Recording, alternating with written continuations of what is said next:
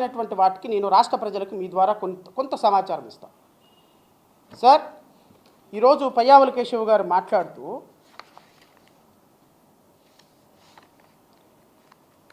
Date 6/7/2024 12/7/2024లో 6/7/2024 12/7/2024లో వీళ్ళు మొదటిసారిగా AR dairy అనేటువంటి ఒక ట్యాంకర్ తిరుమల తిరుపతి దేవస్థానంలోకి వచ్చి ఆగినప్పుడు దాంట్లో నుంచి ఒక శాంపిల్ 4 శాంపిల్స్ బయటకు తీశారు. 6/7/2024 12/7/2024 6/7/2024 12/7/2024లో తీసినటువంటి శాంపిల్స్లో నుంచి తీసినటువంటి నెయ్యి శాంపిల్ వచ్చింది ఈ ప్రభుత్వం యొక్క హయాంలో. ఈ ప్రభుత్వం అధికారంలోకి వచ్చి అప్పటికి నెల రోజులు అవుతుంది. నెల రోజులు అయిన తర్వాత మీ ప్రభుత్వంలో ఏఆర్ డైరీ అనేది మొట్టమొదటిసారిగా 12/5/2024లో అప్రూవ్ అయింది ఈ రాష్ట్రానికి నెయ్యి సప్లై చేయడానికి. మే నెలలో అప్రూవ్ అయినటువంటి కంపెనీ జూలై నెలలో 4 ట్యాంకర్లు నెయ్యి తీసుకొస్తే దాంట్లో నుంచి శాంపిల్ డ్రా చేసి 6/7/2024 12/7/2024 ఏఆర్ డైరీ నుంచి తీసుకొచ్చి TTD warehouse godown number 4 Tirumala దగ్గర నుంచి శాంపిల్ పంపించారు. ఎవరికి పంపించారు? ఎన్డీడీబీ ల్యాబ్ గుజరాత్కి పంపించారు. తెలుగుదేశం హయాంలో వచ్చినటువంటి గీ ట్యాంకులో నుంచి 4 శాంపిల్స్ తీసి గుజరాత్ పంపించారు. NDDB report. ఈ ఎన్డీడీబీ రిపోర్టు అంటే ఈ ఎన్డీడీబీ అనేది ఒక ఫుడ్ ప్రోడక్ట్స్ని పరీక్షించేటువంటి ఒక కేంద్రం గుజరాత్లో ఉంటుంది. ఇది 12/7/2024 శాంపిల్ డ్రా చేశారు. దీన్ని గుజరాత్కి 17/7/2024 పంపించారు. ఎనాలిసిస్ దీని మీద కంప్లీట్ అయింది 23/7/2024. ఇది NDDB CALF calf report which was received by the state government. ఈ రిపోర్టు జనరేట్ అయింది కూటమి ప్రభుత్వంలో. ఈ రిపోర్ట్లోని నెయ్యిని టెస్ట్ చేసింది కూటమి ప్రభుత్వంలో. ఈ రిపోర్ట్లోని నెయ్యి వచ్చింది కూటమి ప్రభుత్వంలో. సో 23/7/2024 ఎనాలిసిస్ కంప్లీట్ అయిన తర్వాత ఈరోజు పయ్యావుల కేశవ్ చెప్పేది ఏంటి అంటే అసలు ఇది నెయ్యి కాదు, అది అసలు పాలు కాదు, ఒక సింథటిక్ నెయ్యి, కెమికల్స్ కలిపినటువంటి నెయ్యి, దీంట్లో వెన్న లేదు, పాలు లేదు, కేవలం ఒక రసాయనాలు కలిపినటువంటి ఒక నెయ్యిని తయారు చేశారు అని ఈరోజు గౌరవ పయ్యావుల కేశవ్ గారు ఫైనాన్స్ మినిస్టర్ గారు ఒక పర్సనల్గా అంటే సిట్ని కాదని FSSAI ఫుడ్ ఇన్స్పెక్టర్ భారతదేశంలో అత్యున్నతమైనటువంటి FSSAI అధికారులను కాదని ఈయన పర్సనల్గా ఇన్వెస్టిగేషన్ చేస్తే ఈయనకి తెలిసినటువంటి ఒక రిపోర్ట్ ఉంటా. ఇది సిట్ రిపోర్టా, పయ్యావుల కేశవ్ రిపోర్టా? ఎవరి రిపోర్ట్ అండి ఇది? ఇది పయ్యావుల కేశవ ఇచ్చినటువంటి ఇన్వెస్టిగేషనా?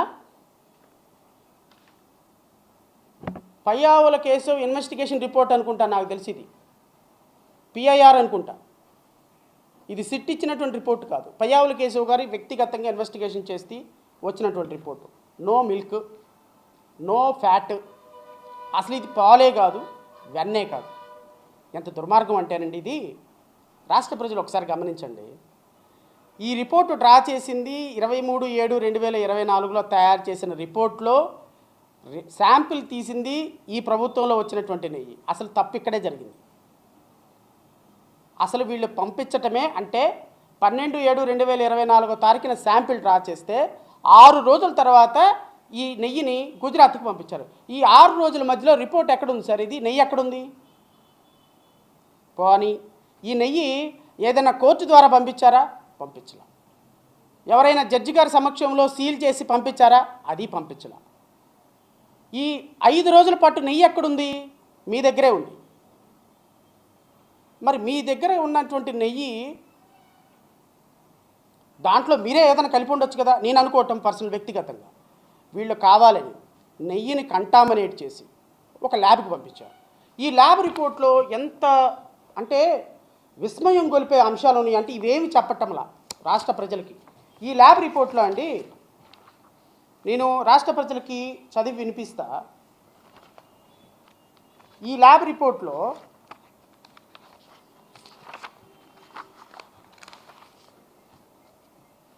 మిల్క్ ఫ్యాట్ అంటే వీళ్ళు ఫ్రీ ఫ్యాటీ యాసిడ్ టెస్ట్ చేశారు. ఆల్మోస్ట్ ఆల్ వీళ్ళు పంపించిన శాంపిల్ 52 రకాల టెస్టులు చేశారండి. ఈ ఈ ఈ ఈ గీకి 52 టెస్టులు చేశారు. ఈ గీకి 52 టెస్టుల్లో నేను మొదటి 3 టెస్టులే మీకు చెప్తా. 52 టెస్టుల్లో ఒకటి ఫ్రీ ఫ్యాటీ యాసిడ్, ఇది ఉండాల్సింది. ఈ ఫ్రీ యాసిడ్ టెస్ట్ ఒకటి చేశారు. 2 milk fat acid. Milk fat acid అంటే కాలం నెంబర్ 3లో మిల్క్ ఫ్యాట్ ఎంత ఉందని కూడా టెస్ట్ చేశారు.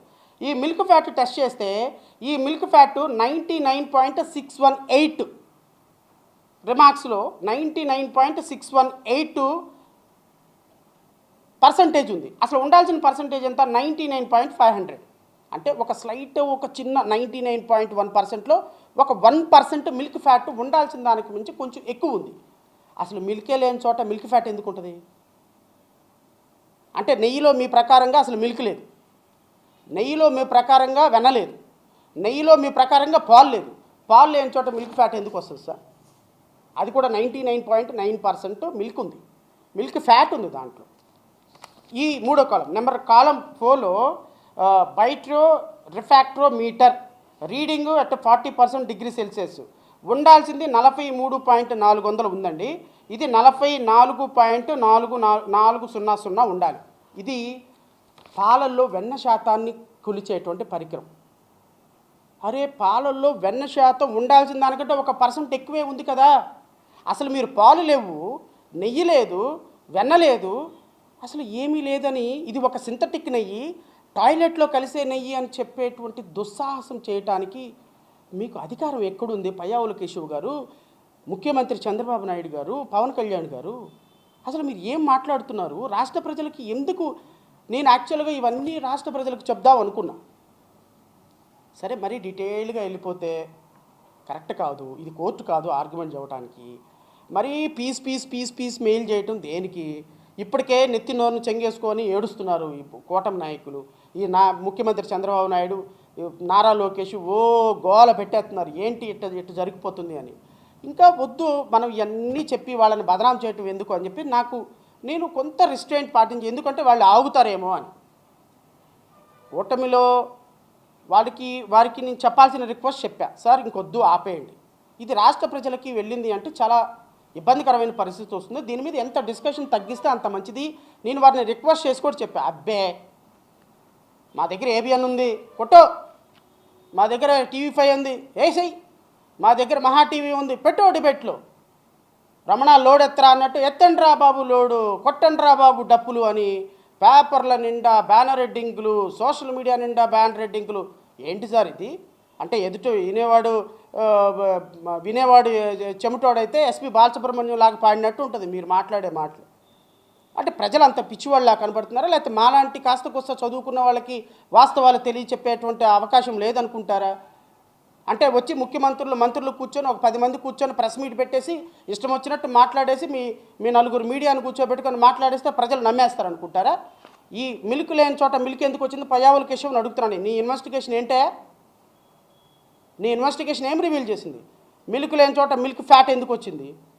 పాలను పరిశీలించేటువంటి పాలలో వెన్న శాతాన్ని పరికరించే మీ NDDB రిపోర్ట్ ప్రపంచానికి పెట్టండి. నేను ముఖ్యమంత్రిని అడుగుతున్నా, మీరు అన్నారు కదా పబ్లిక్ డొమైన్లో NDDB రిపోర్ట్ పెడతాను, పెట్టండి, దమ్ముంటే రిపోర్ట్ పెట్టండి, చర్చ పెట్టండి దాని మీద. NDDB రిపోర్ట్లో 57 ఐటమ్స్లో పాలు లేకుండా నెయ్యి ఎట్లా వచ్చింది, వెన్న లేకుండా నెయ్యి ఎట్లా వచ్చింది, మీ రిపోర్ట్లో పాల శాతం వెన్న శాతం ఎందుకు వచ్చింది? NDDB రిపోర్ట్ పెట్టండి. ఆగమని చెప్పినా మీరు ఆగట్లా.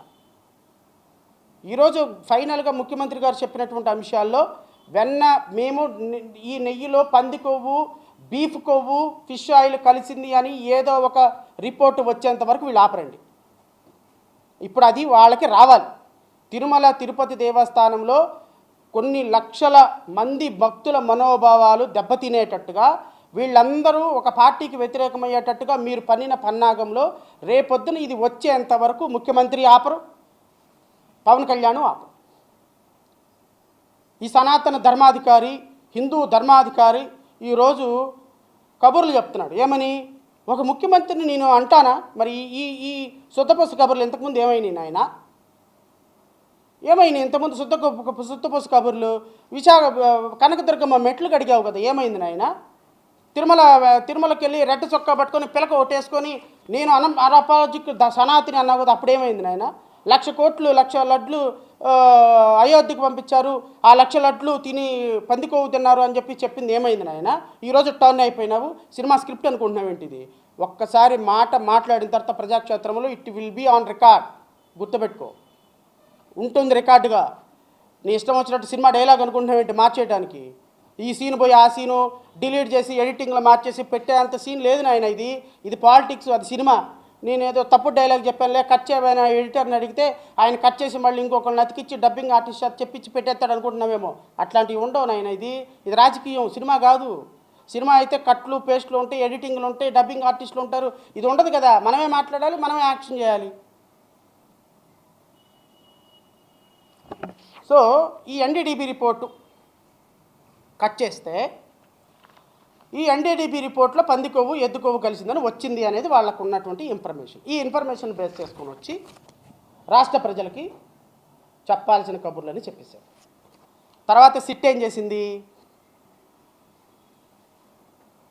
సుప్రీంకోర్టు ఆధ్వర్యంలో ఏర్పాటు చేసినటువంటి సిట్ ఈ సిట్టు ఈ నెయ్యిని మరి వాళ్ళు పంది కొవ్వు ఎద్దు కొవ్వు కలిసిందా లేదో సిట్ ఫైండింగ్ ఇవ్వాలి కదా తమ ఛార్జ్షీట్లో. దీన్ని వీళ్ళు ఎన్డీఆర్ఐ కర్నాల్ అనేది మీకు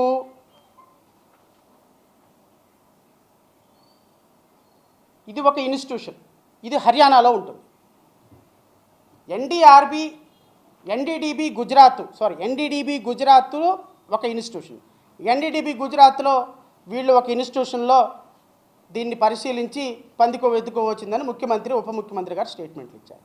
ఇప్పుడు సిట్ వచ్చిన తర్వాత సిట్ ఏం చేసింది? ఛార్జ్షీట్లో 210వ పేజీలో రాసింది, during the investigation 4 sealed ghee samples drawn by TTD tankers from AR dairy foods private limited on 6/7/2024 12/7/2024 at TTD warehouse godown number 4 Tirumala. 6/7/2024 12/7/2024లో తిరుమలలో డ్రా చేసినటువంటి 4 గీ శాంపిల్స్ని మరలా వీళ్ళు తీసుకొని వీళ్ళు ఏం చేశారు? ఐసీఏఆర్ ఎన్డీఆర్ఐ కర్నల్ హర్యానాకి పంపించారు for the to test for the presence of lord and other animal fats. అసలు దీంట్లో యానిమల్ ఫ్యాట్లు ఉన్నాయా లేవా? లార్డ్ అంటే పంది కొవ్వు ఎద్దు కొవ్వు, ఇది ఉందా లేదా? ఎందుకంటే ఎన్డీడీబీ రిపోర్టు గవర్నమెంట్ రిపోర్ట్ పంపించినటువంటి శాంపిల్ ప్రకారం వీళ్ళు చెప్తున్నది ఏంటి అంటే, ఎన్డీడీబీ రిపోర్టు గుజరాత్ వాళ్ళు మాకు ఇవన్నీ ఉన్నాయని కన్ఫర్మ్ చేశారు కాబట్టి మేము మాట్లాడాం, మాదేం తప్పు లేదు అని శుద్ధపసు కబుర్లు ఎవరైతే ముఖ్యమంత్రి ఉప ముఖ్యమంత్రి చెప్తున్నారో, ఐటీ శాఖ మంత్రి ఎవరైతే చెప్తున్నారో, ఇది కరెక్టా కాదా అని దీనికంటే బెటర్గా ఉన్నటువంటి ఇంకో ల్యాబు, ఈ ల్యాబు హర్యానాలో ఉంటుందండి.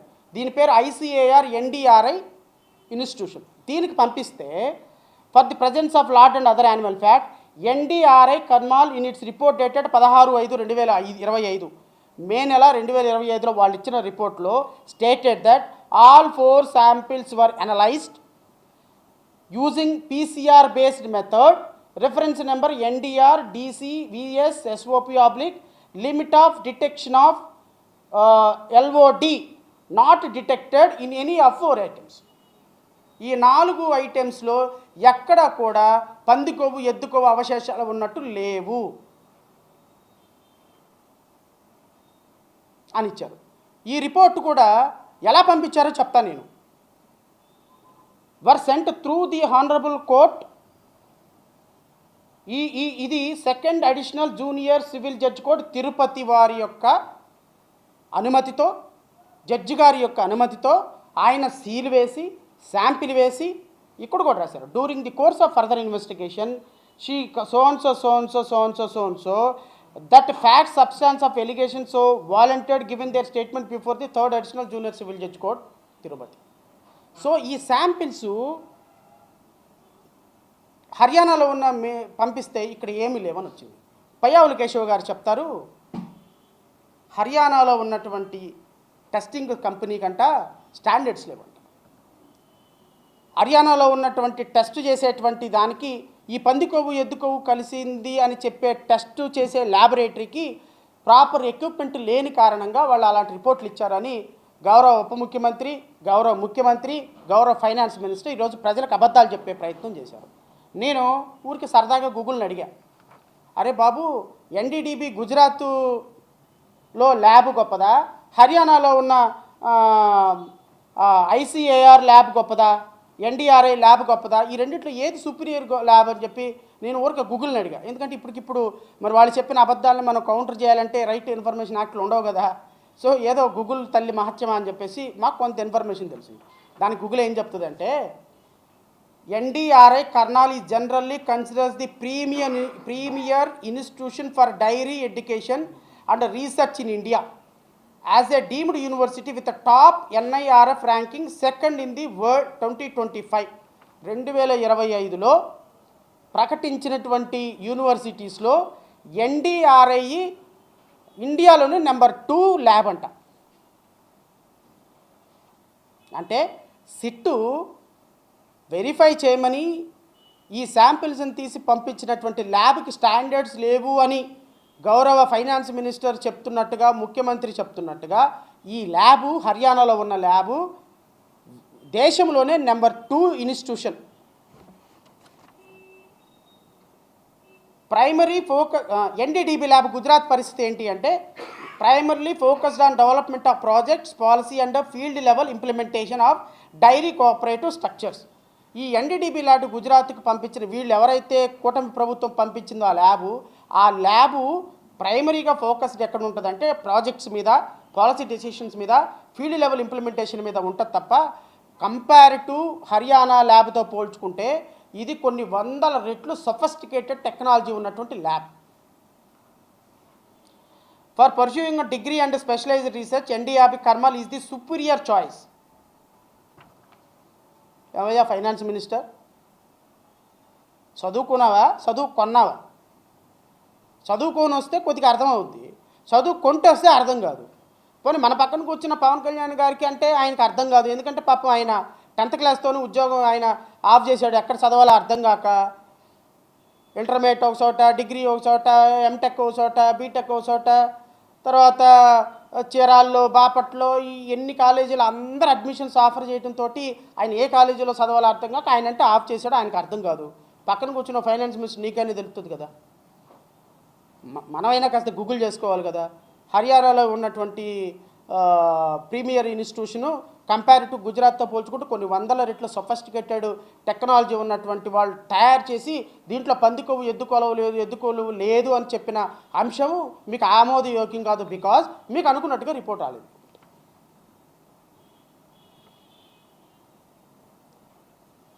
ఎవరి కోసం సార్ మనం, ఎందుకోసం సార్ మనం, ఎందుకోసం అబద్ధాలు ఆడేది ఎందుకోసం? గౌరవ ముఖ్యమంత్రి గారు, ఉప ముఖ్యమంత్రి గారు,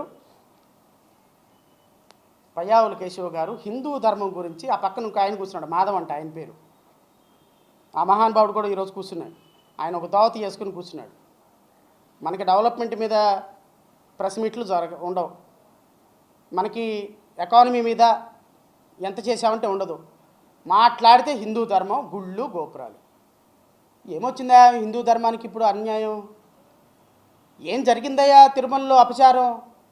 ఏం జరిగిందయ్యా క్రిస్టియన్స్, ముస్లిమ్స్ మీద అనవసరమైన అబండాలు ఉప ముఖ్యమంత్రి పవన్ కళ్యాణ్? ఈయన దోవతి వేసుకొని భారతీయ జనతా పార్టీ ఆయన వచ్చి ఆయన మాట్లాడతాడు హిందూ ధర్మం, గుళ్ళ మీద దాడులు, రాముడి మీద దాడి, సీతాదేవి తల తీసేశారు, అంతర్వేదిలో రథం తగలబెట్టారు. ఈ పవన్ కళ్యాణ్ కూడా అదే మాట్లాడుతున్నాడు. అంతర్వేదిలో రథం తగలబెట్టారు, గత ప్రభుత్వంలో గుళ్ళ మీద దారుణమైనటువంటి అపచారాలు జరిగినాయి, మేము హిందూ ధర్మ పరిరక్షకులు అని మాట్లాడుతున్నారు. హిందూ ధర్మాన్ని పరిరక్షిస్తారా మీరు? హిందూ ధర్మాన్ని పరిరక్షించే వాళ్ళైతే తిరుమల తిరుపతి చరిత్రలో మొదటిసారిగా 10 మంది తొక్కిసలాట్లో చనిపోయిన చరిత్ర తీసుకొచ్చినట్టు తిరుమల తిరుపతి దేవస్థానాన్ని అపకీర్తి తీసుకొచ్చినటువంటి మిమ్మల్ని ఏ చెప్పులతో కొట్టాలి? ఈరోజు తిరుమలలో అపచారం మీరు మాట్లాడిన బట్టి ఈరోజు రక్తం కళ్ళ చూసింది, తిరుమలలో రక్తం చిందింది, 10 మంది పైగా చచ్చిపోయినారు ఆ రోజు అక్కడ తొక్కిసలాట్లో. ఇది హిందూ ధర్మ పరిరక్షణ? సింహాచలంలో గోడ కూలి ఎంతమంది చచ్చిపోయారు? ఇది హిందూ ధర్మ పరిరక్షణ? కాశీబొగ్గలో తొక్కిసలాట్లో 7-8 మంది చచ్చిపోయినారు. ఇది హిందూ ధర్మ పరిరక్షణ? తిరుమల కనకదుర్గమ్మ టెంపుల్లో కరెంటు తీసేసి కరెంటు బిల్లు కట్టలేదని కరెంటు తీసేసారు. హిందూ ధర్మ పరిరక్షణ? మీరు హిందూ ధర్మాన్ని పరిరక్షించడానికి వస్తారా? నేను అడుగుతున్నా. ఈరోజు ముఖ్యమంత్రి, ఉప ముఖ్యమంత్రి, మాధవ్ ముగ్గురు కూడా ఒక ఇన్సిడెంట్ కోడ్ చేశారు. అంతర్వేదిలో రథం తగలబడితే ఈ ముఖ్యమంత్రి అది కందిరీగలతోటి ఎవరో ఆకతాయి చేశాడు, ఏం చేశాడు, మేమైతే ఎరగదీసేవాళ్ళం, పొడిచేవాళ్ళం, నరికేసేవాళ్ళం, తుడిమేసేవాళ్ళం అని. నేను అడుగుతున్నా ముఖ్యమంత్రిని, ఉప ముఖ్యమంత్రిని, మీకు చదువు వస్తే సారీ మీకు రాదు కాబట్టి మీ ఈ ప్రెస్ మీట్ ఎవరైనా వినేవాళ్ళు ఉంటే ఆయనకి చెప్పండి కొద్దిగా. GO MS number 105 dated 11/9/2020. GO MS number 105 dated 11/9/2020. In the circumstances reported in the reference read above, government have decided to entrust the case of burning of temple chariot of Sri Lakshmi Narasimha Swami Temple, Antarvedi village, East Godavari district, occurred on the night 5/9/2020, early hours of 6/9/2020, under section 6 of the Delhi Special Police Establishment Act 1946 to the Central Bureau of Investigation for enabling them to investigation into the case. నేను అడుగుతున్నా పవన్ కళ్యాణ్, నారా లోకేష్, మాధవ్, పయావుల్ కేశవ్, అక్కడ కూర్చున్నటువంటి ministers, వీళ్ళందరిని అడుగుతున్నా, హిందూ ధర్మ పరిరక్షణ కోసం అంతర్వేదిలో రథం తగలబడిన కేసుని మీరందరూ కోర్టు చేశారు కదా.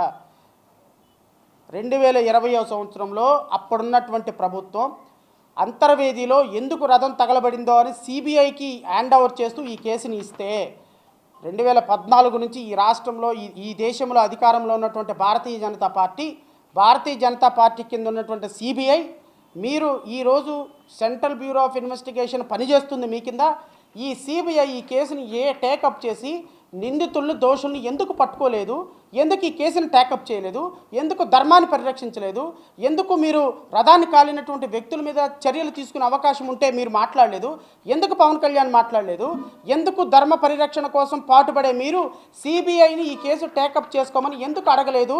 2026వ సంవత్సరం అయినప్పటికీ కూడా ఈ ఫైలును కూడా టేకప్ చేయని కనీసం సిబిఐకి రిప్రజెంట్ చేస్తున్నటువంటి సెంట్రల్ గవర్నమెంట్ పార్టీలో అధికారంలో ఉన్న భారతీయ జనతా పార్టీ, దాన్ని మోస్తున్నటువంటి పవన్ కళ్యాణ్ ఈ రాష్ట్రంలో, దేశంలో హిందువులకి ఏం సమాధానం చెప్తారని అడుగుతున్నాను. చెప్పండి సమాధానం. ముఖ్యమంత్రి జగన్మోహన్ రెడ్డి హయాంలో జరిగినటువంటి ఒక అన్ఫార్చునేట్ ఇన్సిడెంట్ మీద ఆయన సిబిఐ ఎంక్వైరీ కోరాడు. ఈ సిబిఐ ఎంక్వైరీని మీరు ఎందుకు యాక్సెప్ట్ చేయలేదు? కేంద్ర ప్రభుత్వంలో ఉన్నటువంటి భారతీయ జనతా పార్టీ. మాధవ్ని అడుగుతున్నా, నేను వచ్చి శుద్ధపూస కబుర్లు చెప్తున్నావు కదా దోవతి వేసుకొని, సమాధానం చెప్పు. రాష్ట్ర ప్రభుత్వాన్ని అడుగుతున్నా, హిందువుల యొక్క ధర్మాన్ని పరిరక్షించడానికి మీరు నిలబడ్డారు అని చెప్తున్నారు కదా, హిందూ ధర్మ పరిరక్షణ ఇదేనా? చెప్పేదేమో శ్రీరంగ నీతులు, చేసేదేమో అన్ని యదవ పనులు. ఇప్పటికైనా మారండి. ప్రజలు అబద్ధాలు చెప్తే ఎక్కువ కాలం నిలబడరు. ఇప్పటికే వెంకటేశ్వర స్వామి శాపం తగిలి రోజుకు ఒక అనార్థం జరుగుతుంది మీ పార్టీలో. మీ పార్టీలో 2029కి వచ్చేటప్పటికి మీరు ఆ పవన్ కళ్యాణ్ ఏమో జనసేనలో ఒక్కడే మిగులుతాడు, చంద్రబాబు నాయుడు తెలుగుదేశంలో, నారా లోకేష్ తెలుగుదేశంలో, మీరే మిగులుతారు, ఇంకెవరు మిగలరు మీ పార్టీల్లో. అంత అపకీర్తి మూట కట్టుకుంటున్నారు మీరు ఎవ్రీడే.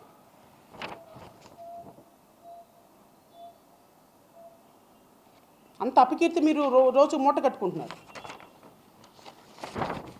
ఈరోజు హిందువుల మీద ఒక అన్ఫార్చునేట్ ఇన్సిడెంట్ జరుగుతాయి, దాన్ని మీరు చట్ట ప్రకారం అడ్రస్ చేయాలి. దాన్ని మీరు దోషులను పట్టుకొని ఇంకోసారి జరగకుండా చూడాలి. ఎవ్రీడే ఒక అంబేద్కర్ విగ్రహం కూలబడుతుంది. మరి మాట్లాడారా ఏ రోజైనా మీరు? దోషులను పట్టుకొని వాళ్ళు కఠినమైన శిక్షలు వేస్తున్నారా? అంబేద్కర్ రాజ్యాంగం మీద ప్రమాణం చేసి మీరు ఉప ముఖ్యమంత్రి, మంత్రులు అయ్యి ఈరోజు పరిపాలన చేస్తున్నారు. అంబేద్కర్ విగ్రహానికి ఏ రోజన్నా వెళ్ళి పూలమాల వేశారా పవన్ కళ్యాణ్? ఈ 2.5 సంవత్సరాల్లో నువ్వు ఈ 20 నెలల కాలంలో ఏ రోజైనా అంబేద్కర్ 125 అడుగుల విగ్రహం దగ్గరికి వెళ్ళావా? అంబేద్కర్ ఏప్రిల్ 14వ తారీఖున వెళ్తున్నారా? డిసెంబర్ 6వ తారీఖున వెళ్తున్నారా? రాజ్యాంగం ఆమోద దినోత్సవం రోజున వెళ్తున్నారా? కనీసం ఆ మహనీయుడి ముఖం కూడా చూడటం లేదు. మీరు విగ్రహాల గురించి, విగ్రహ ప్రతిష్టల గురించి మాట్లాడుతున్నారు, హిందూ ధర్మం గురించి మాట్లాడుతున్నారు. ధర్మాన్ని కాపాడండి, తప్పులేదు. కానీ ధర్మాన్ని కాపాడటానికి ధర్మానికి ఏదైనా అధర్మం జరిగినప్పుడు కాపాడండి. అంతేగాని ధర్మానికి అధర్మం జరుగుతుందని లేనిపోయిన ప్రచారం చేసి ఆ ప్రచారంలో చలిమంటలు కాసుకొని ఆ చలిమంటల్లో వేడి నీళ్ళు పోసుకుందామని చూస్తే తాట ఊడిపోద్ది. ఆ వేడి నీళ్ళతోటి మీకేమీ మంచి జరగదు. అన్యాయం జరిగిన చోట ప్రశ్నించండి. ఎక్కడైనా భక్తులు మనవాళ్ళు దొరికితే ప్రశ్నించండి.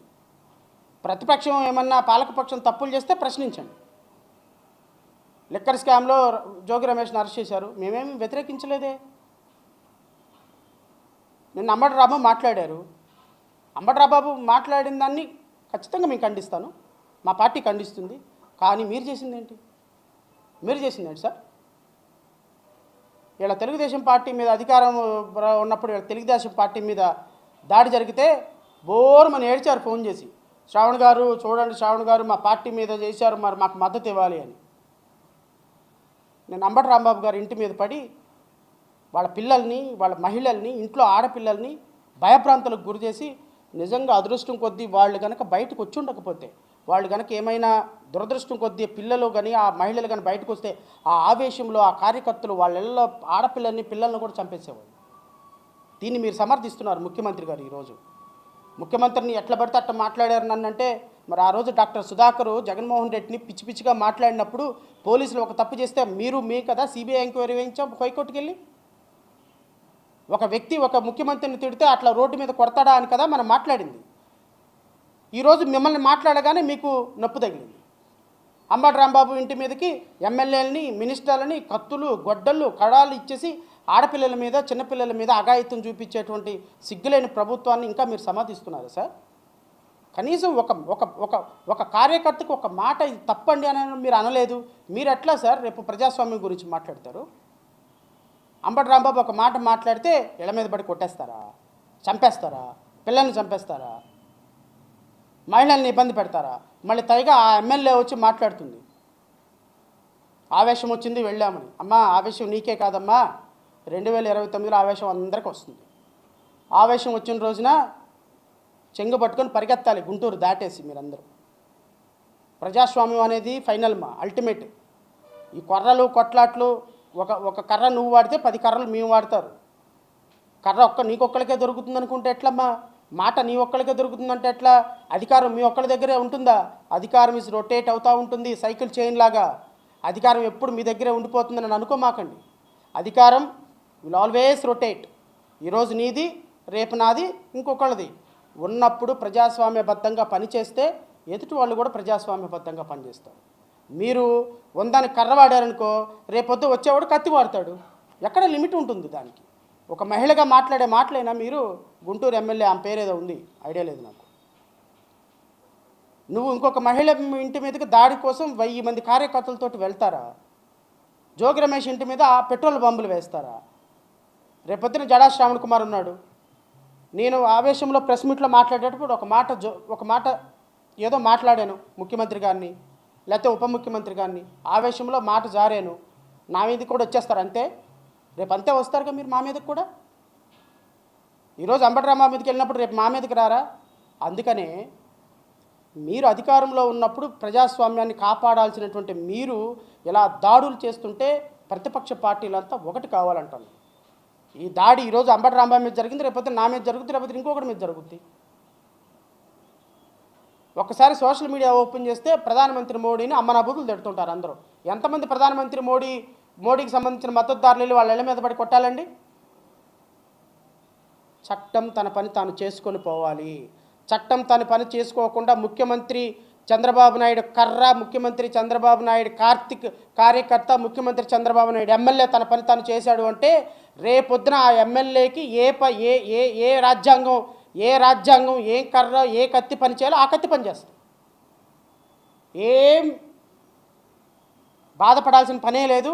ఎందుకు అంటే ప్రతిరోజు తిరిగి వస్తుంది. నువ్వు ఏమి విత్తావో అదే పండుద్ది. నువ్వు ఏమైతే పెంచి పోషిస్తున్నావో అదే నీకు తిరిగి వస్తుంది. నువ్వు ఏ కత్తినైతే వాడావో ఆ కత్తితోనే నీకు సమాధానం దొరుకుద్ది. ఇది నేను చెప్పింది కాదు సార్, చరిత్ర చెప్తుంది.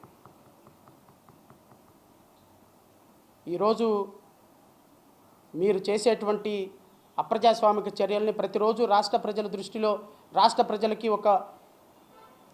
ప్రజలకి చైతన్యం తీసుకొచ్చే విధంగా ఎందుకు ప్రయత్నం చేస్తున్నామో తెలుసా? మీ చేతిలో ఉన్న మీడియా, మీ చేతిలో ఉన్న అధికారం, మీ చేతిలో ఉన్నటువంటి, మీ మెదడులో ఉన్నటువంటి దురహంకారం కొన్ని లక్షల మంది మనసుల్లో పొల్యూషన్ క్రియేట్ చేస్తుంది. ఏమీ లేని చోట ఒక అభూత కల్పన క్రియేట్ చేస్తుంది. ప్రజాస్వామ్యానికి రెడ్ బుక్ అనేటువంటి ఒక తొడిగి ఆ రెడ్ బుక్ ద్వారా రాష్ట్ర ప్రజలలో ఉన్నటువంటి మస్తిష్కాల్లో ఒక మట్టిని పెట్టి తద్వారా రాష్ట్ర ప్రజల యొక్క రక్తపాతాన్ని సేవిస్తూ ఆనందపడే రాక్షస మనస్తత్వాన్ని మీలో కలిగిస్తుంది. దాన్ని తగ్గించాలి అంటే ప్రజల్ని చైతన్యపరచాలి. మీలాంటి దుర్మార్గులకు ఓట్లేసి, మీలాంటి పాపాత్ములకు ఓట్లేసి, మీలాంటి కర్ణ కఠోరమైనటువంటి మనసున్న వాళ్ళకు ఓట్లేసి 164 సీట్లు ఇచ్చి ఈరోజు రాష్ట్రంలో మహిళలు బాధపడుతున్నారు, ఉద్యోగస్తులు బాధపడుతున్నారు, విద్యార్థులు బాధపడుతున్నారు, రైతులు బాధపడుతున్నారు. ఆఖరికి మిమ్మల్ని కళ్ళల్లో పెట్టి చూసుకున్న అమరావతి రైతులు కూడా చీతూ అని వస్తున్నారు మీ మొక్కాన. ఇంతకంటే మీ ప్రభుత్వానికి ఇంకా వేరే ఇంటెలిజెన్స్ అవసరమా సార్? ఇంటెలిజెన్స్ అవసరమా? 29లో మీరు అధికారం కోల్పోతే మీ పరిస్థితి ఏంటో ఒక్కసారి ఆలోచించండి. 29లో మీరు ఈవీఎంల్లో మిషన్లో మీకు మీ ఓట్లకి మెజారిటీ రాలేదు, మీరు నుంచున్న అభ్యర్థులకి గెలవపు రాలేదు అంటే మీ పరిస్థితి ఏంటో ఒకసారి ఆలోచించండి. ఆ రోజున మిమ్మల్ని కాపాడేది రాజ్యాంగం మాత్రమే. ఆ రోజున నేను చెప్తున్నా, 2029లో మీరు అధికారం కోల్పోతే జడా శ్రవణ్ కుమార్ లాంటి ఏ ప్రజాస్వామ్యవాది మీరు కనీసం కాళ్ళు పట్టుకొని బతిలాడినా అయ్యో పాపం అనే పరిస్థితుల్లో కూడా మీరు ఉండరు. ఎందుకో తెలుసా? రెడ్ బుక్ రాజ్యాంగ సృష్టికర్త నారా లోకేష్ రాజ్యాంగవాదుల్ని, రాజ్యాంగ శక్తులు అన్నింటినీ కూడా దూరం చేసుకునేటట్టు పరిపాలన చేస్తున్నారు. ఇక ఈసారి మీకు కాదు కదా, మీరు మీ పరిసర ప్రాంతాల్లో మీకు మద్దతు ఇచ్చే అవకాశం ఏ ప్రజాస్వామ్యవాదికి ఉండదు. ఎందుకో తెలుసా? అంతగా మీరు ప్రజాస్వామ్యాన్ని కూనీ చేసేటువంటి పరిపాలన చేస్తున్న సందర్భంలో మీలాంటి దుర్మార్గులకి, మీలాంటి దుష్టులకి మద్దతు ఇచ్చి మీరు మీద జరుగుతున్న దాడిని ఖండించే పరిస్థితుల్లో కూడా మేము ఉండం. మీరు అనుకోవచ్చు బొంగ్యాల మీరు ఖండించకపోతే మాకేమైద్ది అని. ఏమీ కాదు. మీరు ఇలాగే అనుకోవాలి, మేము ఇలాగే అనాలి. 29లో దేవుడు చూడాలి. సో రాష్ట్ర ప్రజలకి నాకు తెలిసినటువంటి ఇన్ఫర్మేషన్